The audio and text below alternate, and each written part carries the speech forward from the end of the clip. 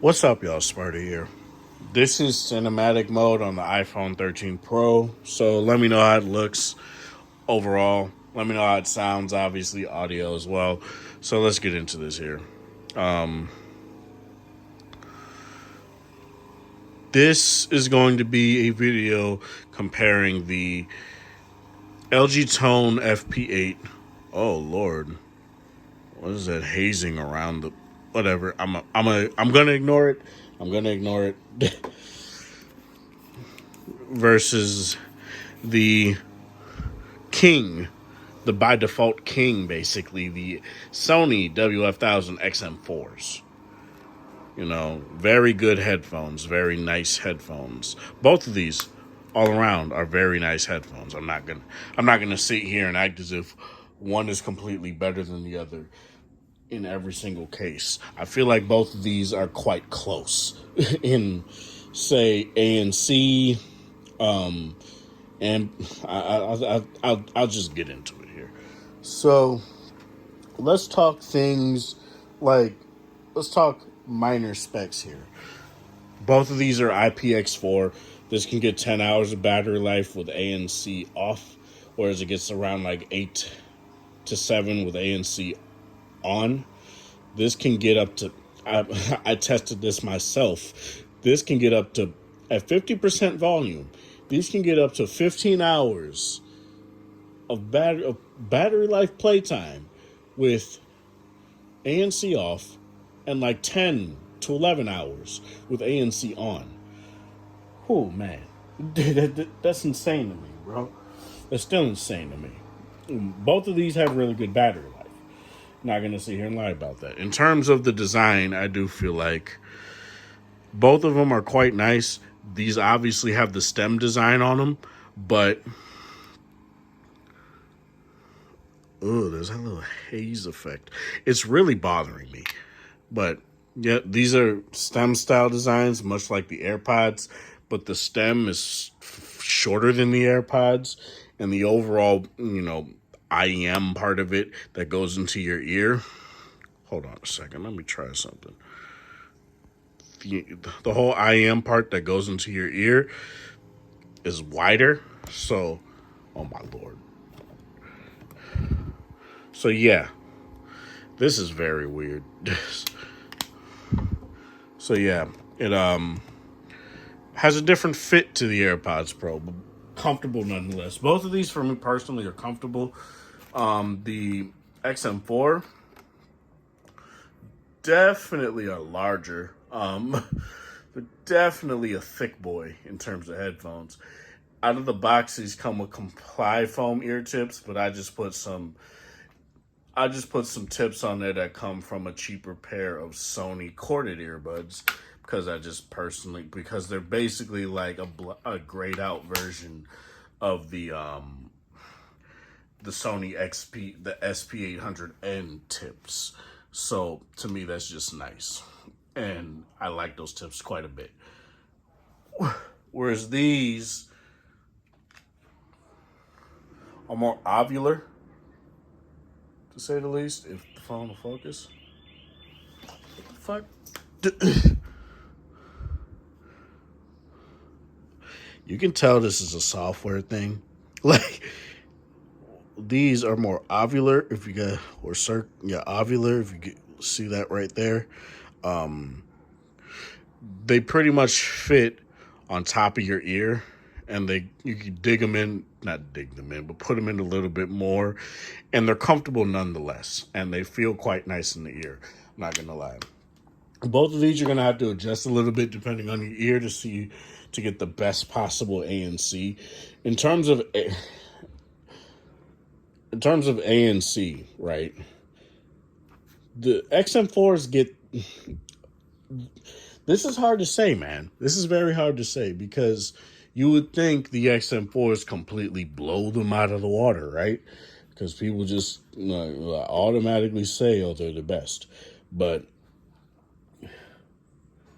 they get ever so slightly, they do better with things like voices ever so slightly. They do better with things like loudspeakers and say low rumblings of like buses. When you're on a bus, it'll do better. But I would have said that until today when I was on the bus and I was wearing these, and I really didn't feel the rumble all that much.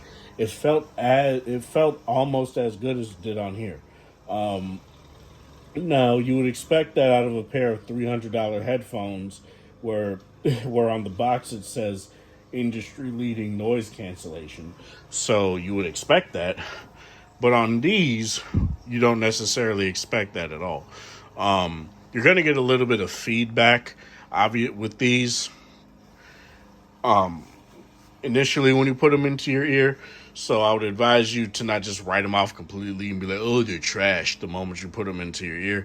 I'd say put them into your ear, adjust them a little bit, and then let them sit for maybe 5 to 8 seconds. And then you'll see what I mean. I feel like these definitely close in a little bit more compared to these, but definitely both of them are very good. ANC is very good on both of these. There, I just said it. In terms of ambient mode, though, these are definitely better.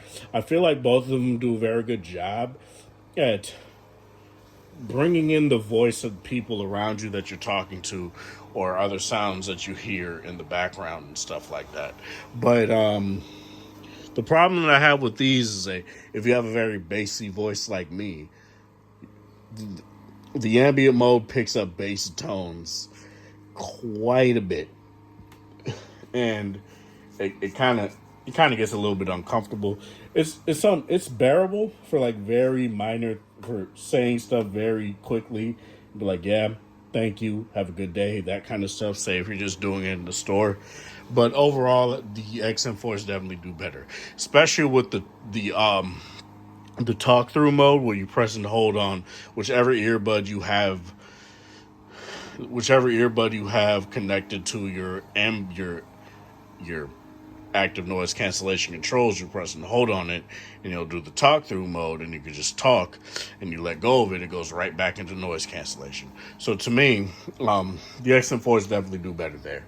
In terms of call quality, it's kind of a wash. These definitely do a far better job at canceling out environmental noise, whereas these try to do that, but the problem tends to be that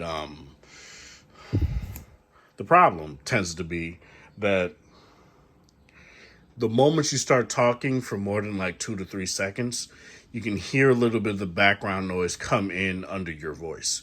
So it's kind of odd sounding. Whereas these, when I was recording while having a fan on, it pretty much knocked out the fan noise, and that fan was on high, as well as the air conditioning as well. So that was kind of nice. The mics themselves they're good. The problem is that the voice can sound a little bit digital at times. Personally, it's not a big deal for me. I don't call on the phone, so I don't talk on the phone really. So it's not that big of a deal to me personally. But for those who care, it's honestly a wash between the two. It really just a wash, honestly. $180 versus $300. Pick your poison there. These have the unique feature of UV Nano. You place them on a wireless charger, or you connect them to a corded charger. For 5 minutes, it'll clean your earbuds. 99.9% of bacteria off the speaker mesh will be removed. And to me, that's quite nice. And it's not a gimmick. I've seen it like kind of in real time, where say I tend to have quite wet ears, right? I talked about this in my live stream, right? Like sweaty ears and stuff like that, and it'll get on top of the speaker mesh. I put them into the case, put them on top of my S21 Ultra with the reverse wireless charging on for 5 minutes. It eliminates bacteria, and that moisture is evaporated. So that to me is very nice, and I think more earbuds need to have that kind of feature. To me, honestly, that's kind of a game changer, and more earbuds need to have that. Both of them have wireless charging. Both of them had pretty good amount of there were a pretty good amount of charges in the case. You could get at least 2 more out of this, whereas I think you could get at least 3 to 4 more out of this. So both of them are quite good in terms of that. Let's talk about sound. This is where I want to get to because I feel like this is what matters the most, and this is what puts the tone-free FP8 over the XM4s for me personally. I listen to a lot of hip hop / rap, with some deviations with things like the Doom Eternal soundtrack or other things like that, or some instrumentation kind of soundtrack as well. So when I talk about the bass on the FP8, please be advised, those that don't like a lot of bass, it's not going to insert dummy bass into into just an instrumental track. It only does it when a song calls for it. Like a perfect example is You and That by E40, right? You'll feel that instantly. Or Bad by Wale, another one where the bass on these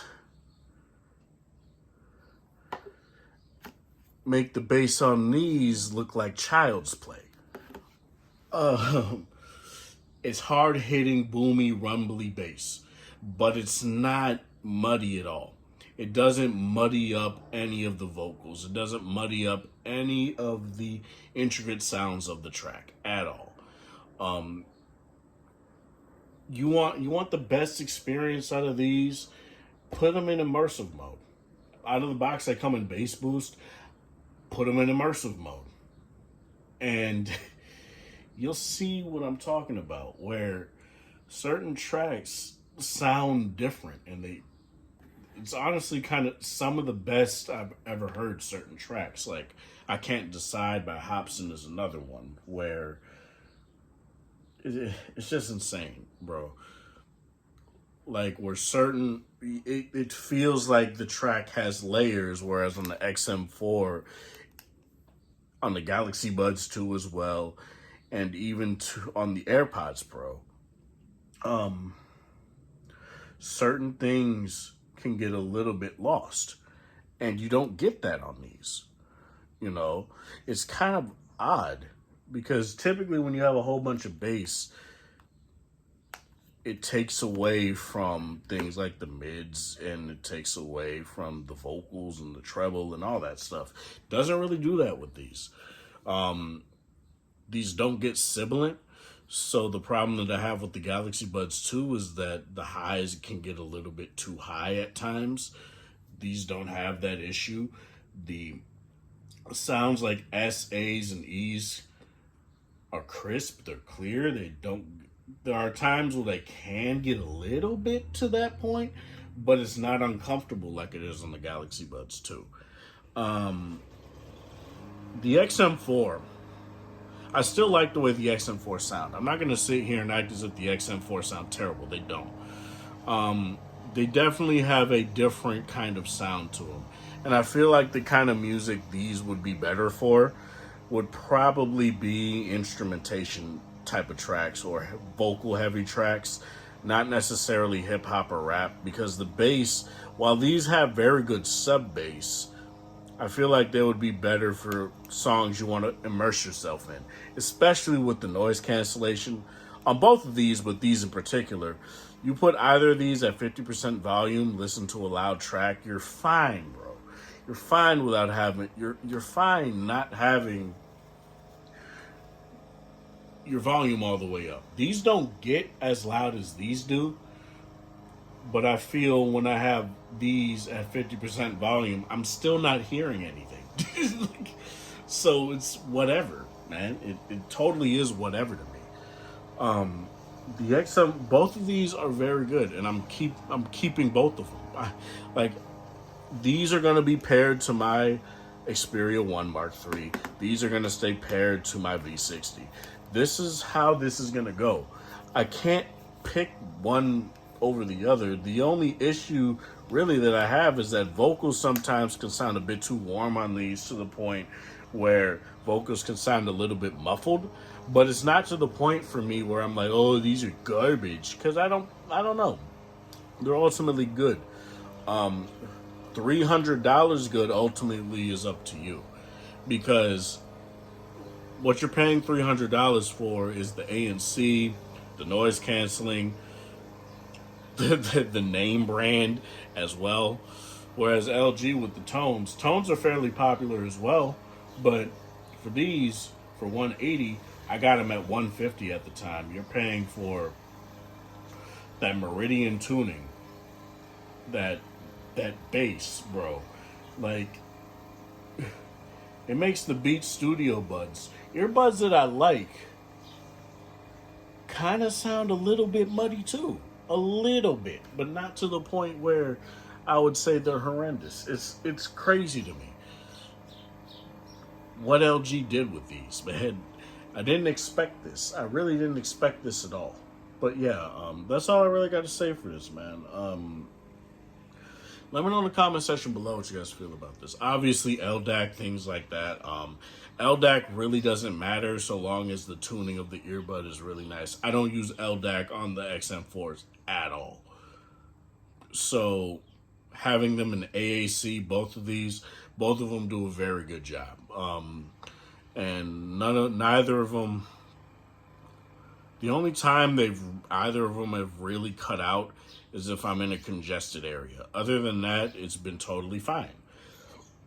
I don't use LDAC, so I can't talk about these. These have a gaming mode, so if you do want to game on these, use wireless headphones to game, these obviously would be better, whereas these I don't necessarily think would be the best for that. But yeah, this is Sparta. Thank you guys for watching. Thanks for the support. Hope you guys have a wonderful Wednesday, or whatever time of day it is in your area. Have a good one.